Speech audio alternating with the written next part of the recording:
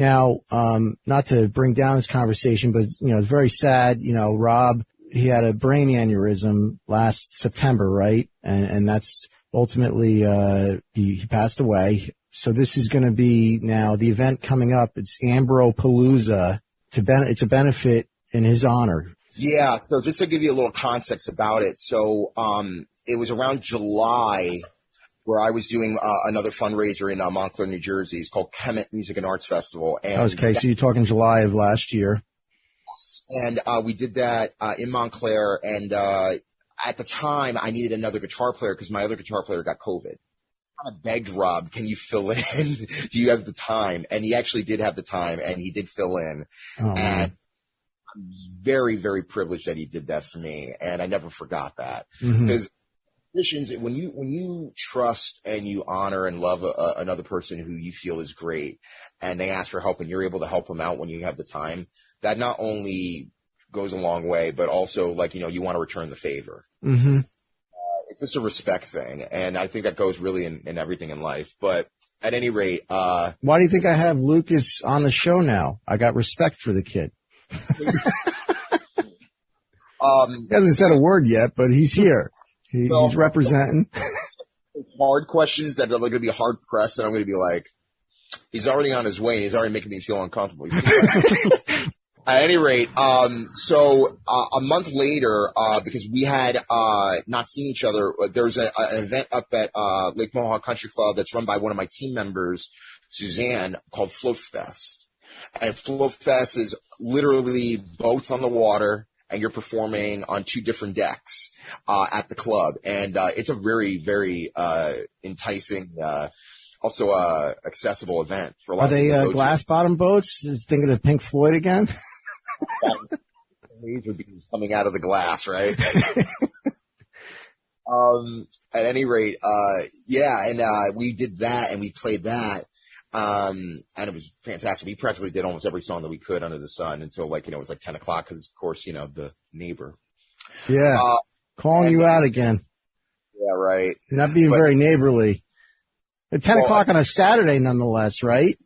That's the thing. He wasn't Mr. Rogers, but nonetheless, you know what I mean? I mean, I live on a lake and people party till 2 a.m. and, ex-chief of police lives in our neighborhood and that guy complains about everything, but somehow that still goes on. So this guy just sounds like a real, I don't know. Maybe you guys got to invite him out on the boat. They need payola. Yeah. I had played with Rob at Float Fest, and we hadn't seen each other in about a month because there was just so many different weddings and events that were happening at that point because, a lot of businesses were suffering because of the pandemic, and they had to catch up on itinerary and events. And, so we came back, I believe it was Saturday, September 25th. Rob, in over a month, as I said before, and I looked at him, and it was he kind of looked a little bit different. He told me, "Oh yeah, I lost 30 pounds. I'm trying to get back into shape," and because COVID, again, you become a hermit. You eat everything in sight, and in good spirits, like any normal weekend visiting. That particular open mic I remember vividly because it was one of those nights where I'm not going to say who it was, but there was somebody who went up there and just was out of tune. All due respect, open mic performer. It was me. It's not me, and I don't bury people under the bus because everybody has something to say regardless of how they say it. But half the lot left, and I was like, oh no. So we had to work harder, not smarter, for whoever was left. Yeah. And that was the last time I played with Rob. We played, She Came Through the Bathroom Window, the Joe Cocker version. We played Further On Up the Road, and I believe we tried to attempt to do Running on Empty. When you guys would get together, when we talk about jamming, was there any rehearsal at all? 0. That's amazing. But you see, music's a language. The more you know, the better you can communicate. And I always tell people music is math. If you know how to count, add, subtract, multiply, divide, you can play music. Yeah, but sometimes that's why I wasn't very good at it, because I overthought it instead of just feeling it. Here's the thing. Technique is 20% of what it is. 80% is all feel. Mm-hmm. And at the end of the day, as long as you know where you're at, key-wise, chord-wise, shape-wise, You can pretty much play anything. And that's why I think Rob was so good at what he did, was because he was just a very, he worked hard at playing guitar. Even from when he was in college, like one of our team members, his name is Frank Stoffers, even said that, when he met Rob, he was already playing guitar in his room.